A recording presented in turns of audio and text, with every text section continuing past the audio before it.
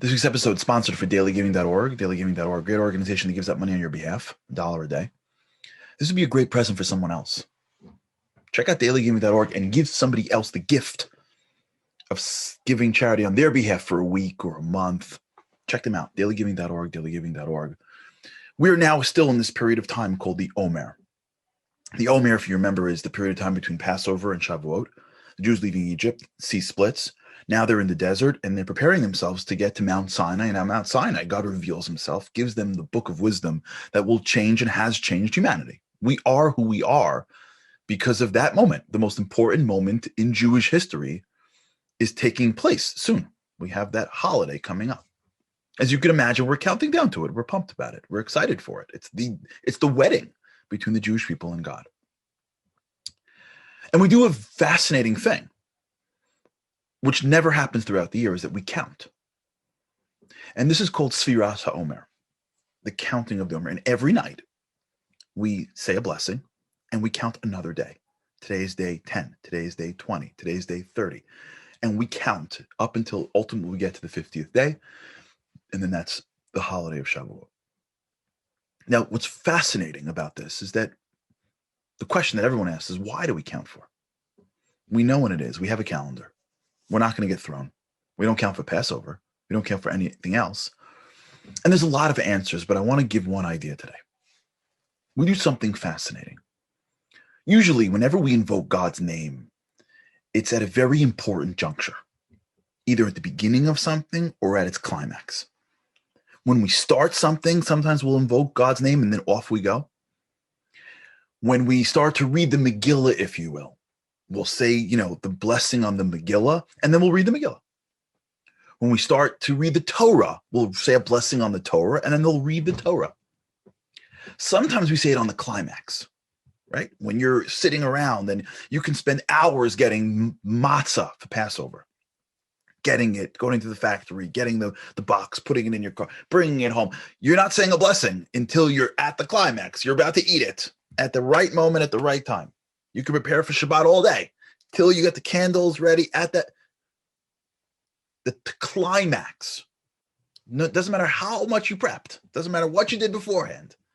You have to wait and wait and wait and wait and wait. And then at the top, at the moment, with it in your hand, with the shofar, with the lulav, with the matzah in your hand, then you invoke God's name, you make a blessing, and you complete the act. Because God's name is important to us. We don't just invoke it whenever. It's usually to open or to close. With a very glaring exception. This period of time. We invoke God's name every single day. Now we're counting. What we really should do is have started the count and made the blessing. And off we go. Or we should get to the end of it and say, we've done it. We hit 50. We make this one blessing and we're here. We've counted the Omer. But we don't. Every single day, blessing another number, blessing another count. I believe to teach us one of the most fundamental lessons in life. We're all after success. We're all after accomplishments and greatness. But usually, or I would say almost always, success comes with the price of two things that we hate to pay for. There are two traits that are the measure of true success that most of us don't have the desire to engage in. Patience and consistency. We want everything yesterday. We want it to be done overnight. As soon as you have an idea, you want it in front of you. You look at the door, you open the door 3 times and you're wondering where your Amazon package is. I don't know, you ordered it 2 days ago. Like, how long does it take to come from across the country? When am I going to get there? Are we there yet? Are we there yet? Are we there yet? Are we there yet? How come it's not working? How come it's not working?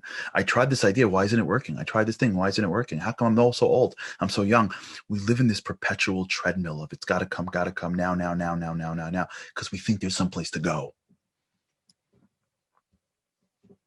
Goals, if you will, are directions. God says, listen, do you think you're going to ever be worthy of this? No, you're not getting the Torah. The Torah is everywhere. You're becoming vessels to receive something. That means the work is not on getting me. The work is on developing you. The way you develop, the way you grow, the way you really accomplish is when you change. And the way you change is through patience and consistency. You change when you do things every single day. A small thing every day does a bigger impact than a big thing once. Day after day after day after day. Rain, snow, sleet, shine, feeling good, not feeling good, good night's sleep, bad night's sleep. When you hold on to your habits, when you do rituals, when you make decisions, and you stick with it day after day after day, you change. God says, you want to know what I want you to do? I want you to change. And when you change and you become a vessel, then when you come to the mountain, then you'll be able to understand what I'm going to give you. So here's what we're going to do. This practice called Sfiras Omer is a practice every year to teach you this lesson. So there is no blessing in the beginning and in the end. The blessing is on the journey. Every day. You made it to the day. You're counting for today. You can invoke my name. The only condition, he says, is you never miss a day. And that's the rule. If you miss a day, you can't count with a blessing the next day because you violated the rule. But if you count every single day, day 6 and day 36 is equally as holy. There's no race. There's no one comparing. Everyone's got their own lane in life.